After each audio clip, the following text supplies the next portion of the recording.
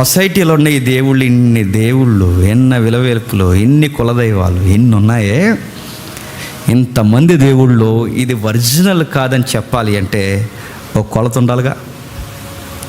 దేవుడు ఇలా ఉండకూడదు, ఇలా ఉండాలి అంటే ఒక కొలత ఉండాలిగా. ఆ కొలత కొలితే స్కేలు అది ఖచ్చితమైన స్కేల్ అయి ఉండాలిగా. అది ఏ స్కేలు? అన్ని పరీక్షలకు నిలబడిన స్కేల్ అయి ఉండాలి. అది నిజ నిర్ధారణ చేయబడిన స్కేల్ అయి ఉండాలి. ఇది వాస్తవం అని చెప్పగలిగే కొలత అయి ఉండాలి. ఇది సరి అయినది అని చరిత్రలోనూ శాస్త్రీయంగానూ అన్ని విధాలుగా భౌతికవాదంలో ఈ భౌతిక ప్రపంచానికి, ఆత్మీయ ప్రపంచానికి సరిగ్గా సరిపోయిన స్కేల్ అయి ఉండాలి. ఆ స్కేల్ ఈ సొసైటీలో ఒకే ఒక్కటి అన్ని పరీక్షలు నిలబడిన కొలత, అదే పరిశుద్ధమైన బైబిల్. ఆ బైబిల్ చెబుతుంది దేవుడు ఎలా ఉండాలో. ఆ బైబిల్ మాత్రమే మనకు క్రోడీకరించి మాట్లాడుతుంది. ఆ బైబిల్ మాత్రమే మనకు చూపిస్తుంది. ఇప్పుడు అడుగుతున్నాను, దేవుడు అనగానే ఎలా ఉండాలి? ఈ బైబిల్లో కొన్ని రెఫరెన్స్ మీకు గుర్తొస్తే మీరు నోట్ చేసుకోండి. ఎలా ఉండాలి అంటే మొట్టమొదటిది సార్వభౌమాధికారం గలవాడై ఉండాలి. ఎవరు ఉండాలి? సార్వభౌమాధికారం గలవాడై ఉండాలి. ఆయన సర్వం ఎరిగిన వాడై ఉండాలి. రెండవది ఆత్మ కలిగిన వాడై ఉండాలి, ఆత్మ ఉండాలి. మూడవది సర్వాధికారి ఉండాలి. నాలుగవది పరిశుద్ధుడై ఉండాలి. ఐదవది సర్వవ్యాప్తి అయి ఉండాలి. ఆరవది సర్వశక్తిమంతుడై ఉండాలి. ఏడవది సర్వజ్ఞాని అయి ఉండాలి. ఎనిమిదవది మార్పు లేని వాడై ఉండాలి. తొమ్మిదవది ఆయన మాత్రమే పరిశుద్ధుడు అని పిలువబడిన వాడై ఉండాలి. ఈ దేవుడు ఎక్కడ ఉన్నాడు చెప్పండి? బైబిల్లో ఉన్నాడు. ఇప్పుడు మనం ఊహించుకున్న దేవుడు, బైబిల్లో ఉన్న దేవుడు ఒక్కటో కాదో తెలియాలంటే ఇప్పుడు మనం మాట్లాడుకున్నాక ఈ మాట్లాడుకున్న ఈ పాయింట్స్కి నీ మైండ్లో ఉన్న నీ మైండ్లో ఉన్న దేవుడు సరిపోతే నువ్వు సరి అయిన దేవుడిని వర్షిప్ చేస్తున్నావు. ఒకవేళ ఇప్పుడు చెప్పిన పాయింట్స్లో ఒక్క పాయింట్ కూడా నీ ఊహల్లో ఉన్న దేవుడు మ్యాచ్ అవ్వకపోతే నువ్వు దేవుడిని ఆరాధించట్లేదు. చెప్పండి, విగ్రహారాధన తెలియకుండానే మైండ్లో చేస్తున్నాం. మొదటిది సార్వభౌముడై ఉండాలి. ఆది లేనివాడు, అంతం లేనివాడై ఉండాలి. మోసే అడిగితే ఏంటి ప్రభా నీ గురించి ఏం చెప్పాలి అంటే, నేను ఉన్నవాడిని అని చెప్పు. ఇప్పుడు ఆ పాయింట్కి బైబిల్ మాత్రమే చెప్తుంది ఈ దేవుడు ఎలా ఉన్నాడో తెలుసా? ఆది అంతం లేనివాడై ఉన్నాడు. ఈ దేవుడికి పెద్ద నాలుక, పెద్ద కత్తి, పెద్ద రకరకాల కాదు. ఈ మధ్య ఎవడో తయారయ్యాడు. ఈ మధ్య ఏమంటున్నాడు తెలుసా? అరే మీ దేవుడికి సిలువ వేస్తున్నప్పుడు ఏమీ లేవు, మా దేవుడికి పట్టు వస్త్రాలు ఉన్నాయి అంటున్నారు. నేను అడుగుతున్నాను, టెక్స్టైల్స్ అనేవి ఎప్పుడు పుట్టాయి తెలుసా నీకు? పట్టు వస్త్రాలు ఎప్పుడు పుట్టాయి? చైనీస్ పుట్టించారు పట్టు వస్త్రాలు. 17వ శతాబ్దంలో వచ్చాయి, 18వ శతాబ్దంలో వచ్చాయి. పట్టు వస్త్రాలు ఇప్పుడు మనకు కనబడుతున్నాయి అంటే మొన్న పురుగుల నుంచి పట్టు తీయొచ్చని మొన్నటి వరకు పట్టు పరిశ్రమలు లేవు. నువ్వు ఇప్పుడు పట్టు వస్త్రాలు 20,000 సంవత్సరాల క్రితం మీ దేవుడు వేసుకుంటున్నాడు అంటున్నావు అంటే నిన్ను ఏమనాలరా? కాల్చి పడేయాలి నిన్ను. ఏమనాలి నిన్ను అంటే?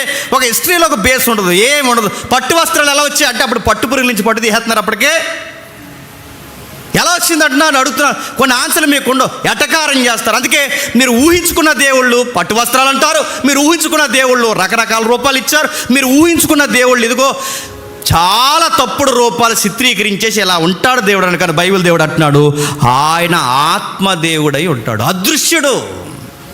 ఆయనకు దృశ్యం లేదు, ఆయన అదృశ్యుడైన దేవుడై ఉన్నాడు. ఆయన అదృశ్యుడు, ఆత్మ ఉన్నాడు. బైబిల్ చెప్తుంది ఆయన ఆత్మ, అదృశ్యుడు, అగోచరుడు.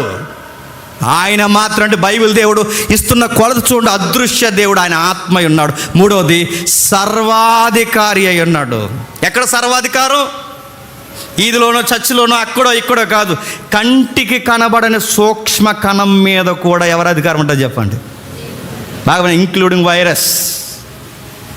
కంటికి కనబడని సూక్ష్మ క్రిమి మీద కూడా ఆయన అధికారి. కంటికి కనబడుతున్న కణాలతో ఉత్పత్తి జరిగిన ఈ మనిషి మీద కూడా ఆయన అధికారి. ఎక్కడేటి సృష్టిలో మొత్తం సర్వంలో ఆయనే అధికారి. ఆయన పేరు బైబిల్లో ఉంది సర్వాధికారి అనంతే.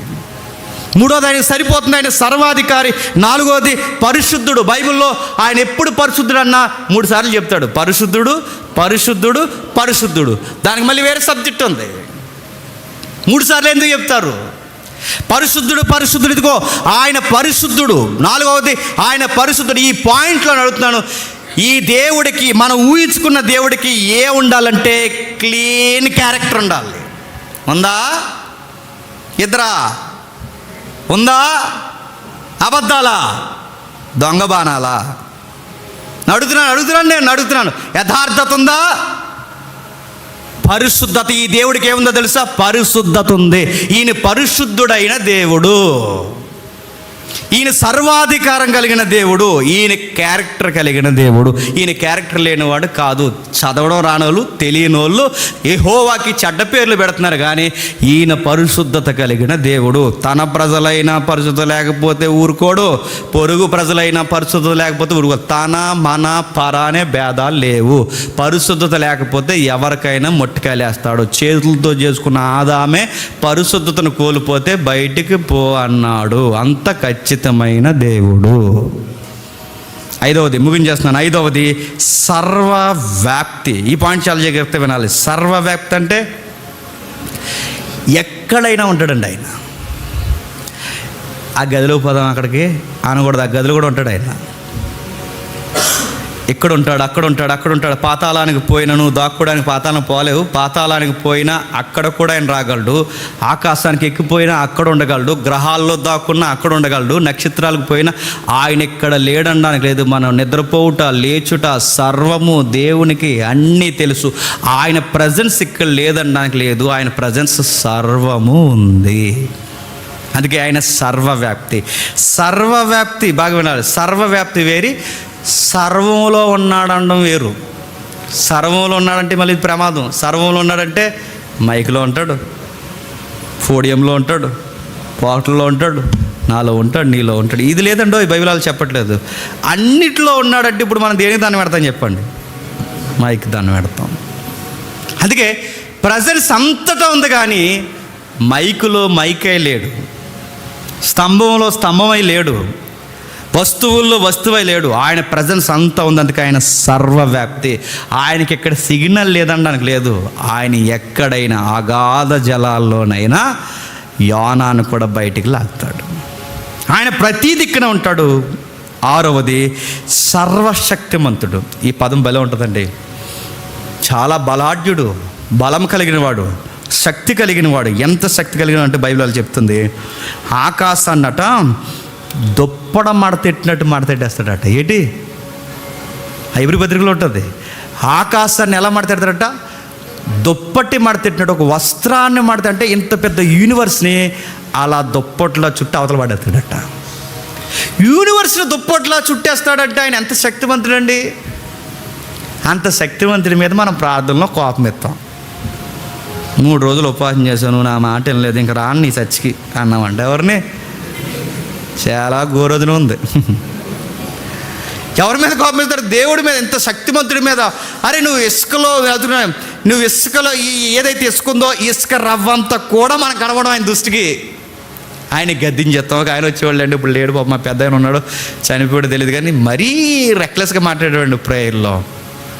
ఇలా మైకెట్కి తిరిగేవాడు. ఆ శుభార్త ఛానల్ వచ్చినప్పుడు వచ్చేది తెలియదు, కానీ ఇలా అనేవాడు, ఏ యేసు ఇదిగో ఈ బిడ్డ కొరకు ప్రార్థిస్తున్నాను, ఆ బిడ్డ అప్పుల కోసం బాధపడుతుందంట, తీర్చు నువ్వు తీరుస్తావు అనేవాడు. ఎవరిని? అంత డిమాండ్. ఆకాశాన్ని దుప్పట్లా కలిపి దుప్పట్లా మడితే అవతల పాడేసేవాడిని అంటున్నాడంటే ఈయనకి దేవుడు అనగానే ఎలాగ అర్థమయ్యాడు తెలుసా? తెల్ల అంగి వేసుకొచ్చి నాయన పిలిచావా అని ఫీల్ అవుతున్నాడు ఆయన. ఇప్పుడు ఈయన ఇలా డిమాండ్ చేసినట్టునే ఇప్పుడు ఆయన ప్రజెంట్ ఆయన పేరు ఏదనుకోండి, ఆయన పిలిచినట్టు ఇప్పుడు యేసు ప్రభు వారు అలా కంగారు అయిపోయి పిలిచాను ఆయన, అదే అప్పుల కోసం చెప్పాను, ఏం చేసా రేపు చేసేస్తాను, ఇలా ఫీల్ అవుతున్నారు అనుకుంటాను. బాస్ అనుకుంటున్నావు ఆయనకి? మన దేవుడు ఏమన్నాడు తెలుసా? విశ్వాన్ని అలా మెలితెట్టు అవతల పడేస్తాడు. అంత శక్తివంతుడు ఆయన, బలము కలిగిన వాడు ఆయన. ముగించేస్తున్నాను. సర్వజ్ఞాని. ఒకసారి రోమన్లు ఎక్కువ వస్తాయండి ఈ పాయింట్స్లో. సర్వజ్ఞానం అంటే నా 3వ తరగతిలో, నా 2వ తరగతిలో ఏం జరిగిందో నాకు జ్ఞాపకం ఉంటుంది. మా అమ్మ రొమ్ములు తడుముతున్నప్పుడు, ఆ పాలు తాగుతున్నప్పుడు నాకు అజీర్తి అయిందా, ఇబ్బంది అయిందా, లేదా ఇంకా ముందుకెళ్ళిపోతే మా అమ్మ గర్భంలో నేను కనంగా ఎలా ఉన్నాను నాకు తెలియదు. బట్ నేను నమ్ముతున్న దేవుడు, ఈ బైబిల్ దేవుడు, నా మెమోరీస్ నాకు గుర్తు లేకపోయినా నా దేవుడికి సర్వము తెలుసు.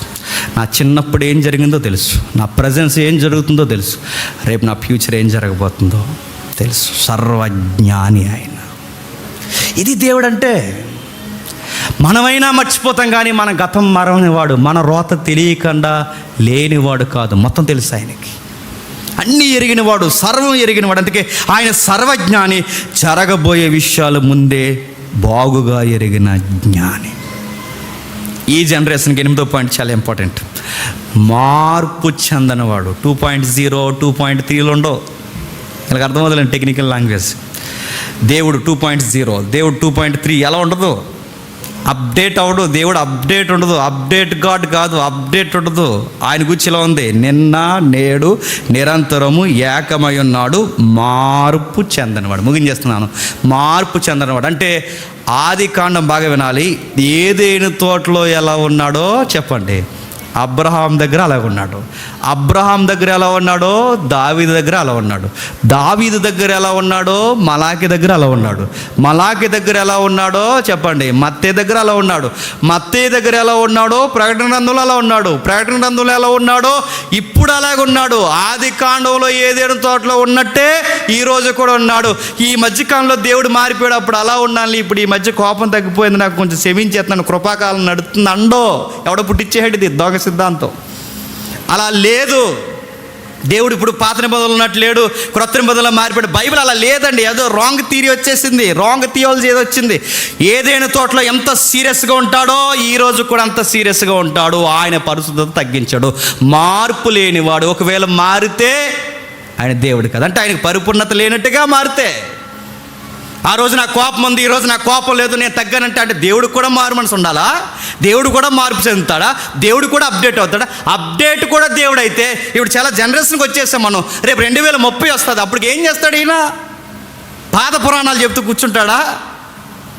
ఇంకా అక్కడ కట్టుకుని ఏదో చెప్తున్నట్టుగా ఆ ఏదైనా తోటలో ఉన్నట్టుంటాడా? అలా కాదు. ఆ రోజు అలానే ఉన్నాడు, ఈరోజు అలాగున్నాడు. ఆయనకి ఈ టెక్నాలజీ కాదు, ఈ టెక్నాలజీకి అప్డేట్గానే ఉంటాడు. ఆయన ఎప్పుడు ఒకేలా ఉంటాడు, మారనివాడు, మార్పు లేనివాడు. అందుకే ఆయన పేరులో మరొక బిరుదు నమ్మదగినవాడు. మారిపోడు. ఈ మధ్య ప్రసంగికులు ఎలా తయారయ్యారంటే, అప్పుడు అది నీ ప్రసంగమే కదా అని అడిగితే అది అప్పుడు, ఇది ఇప్పుడు, అది తీసేస్తాం, డిలీట్ చేస్తాం అంటున్నారట. అప్పుడేంటి? అప్పుడు ఒకలాగా, ఇప్పుడు ఒకలాగా, ఇప్పుడు ఒకలా ఉంటావు అంటే సంవత్సరానికి ఒకలా ఉంటావు నువ్వు. ఏడాది ఒకలా మారుతారు మీరు. మనమైనా మారిపోతామేమో గుర్తుపెట్టుకోండి. అప్పుడు ఒకలాగా ఇప్పుడు ఒకలాగా మనమైనా మారిపోతామేమో, కానీ గమనించండి, దేవుడు ఎప్పుడు ఒకేలా ఉంటాడు. అందుకే మనిషి మాటిచ్చి మర్చిపోయి మారిపోతాడు.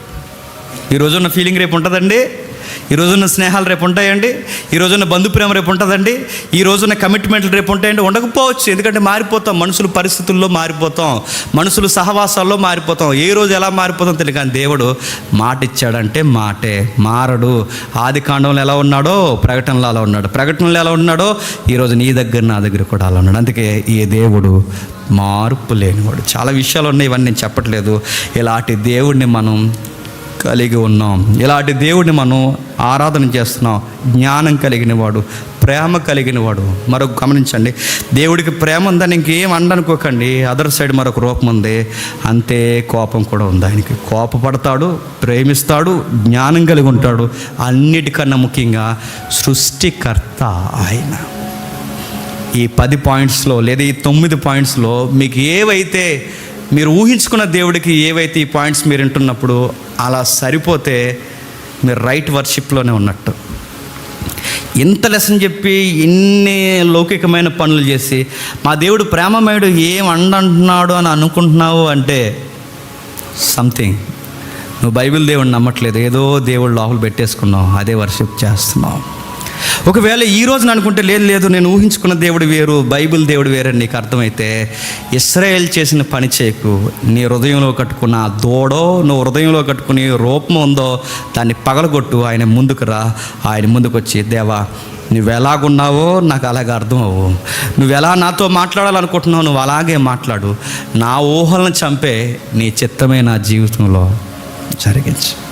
లోకంలో దేవుడు అంటే తెలియక పేడ తింటున్నారు, దేవుడు అంటే తెలియక పశువుల యొక్క మలాన్నే కాదు, వాడు రిలీజ్ చేస్తున్న యూరిన్స్ తాగుతున్నారు.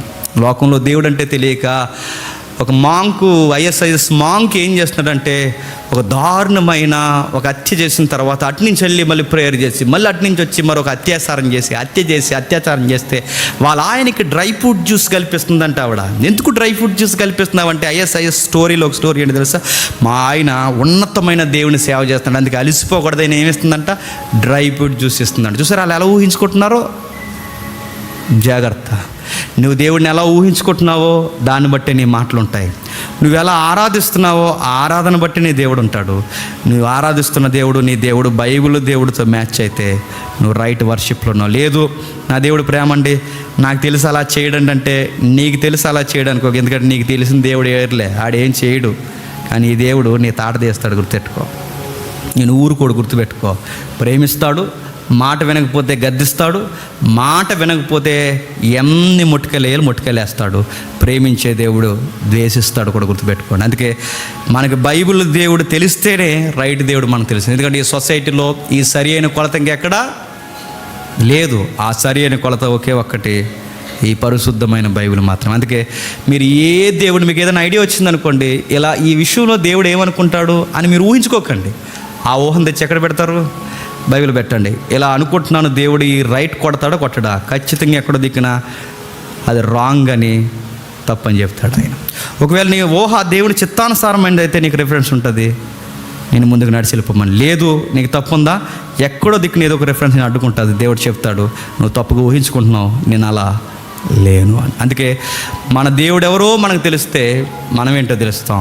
మనమేంటో మనకు అర్థమైతే మన దేవుడు ఏంటో మనకు అర్థమవుతాడు. అప్పుడు మన మాటలు బాగుంటాయి, మన పనులు బాగుంటాయి, మన ఆరాధన బాగుంటుంది, మనం ఇచ్చే విధానం బాగుంటుంది. ఒక్కటేంటండి, అన్నీ బాగుంటాయి.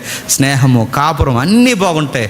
ఒక్క మాటలో చెప్పాలంటే జననం బాగుంటుంది, మరణం కూడా బాగుంటుంది. ఇదంతా బాగుండాలంటే ఒక ఖచ్చితమైన దేవుడిని మాత్రమే నువ్వు ఆరాధించాలి. అలాంటి దేవుడిని కలిగి ఉన్నందుకు మనం ఎంతైనా ధన్యులైన ప్రజలం.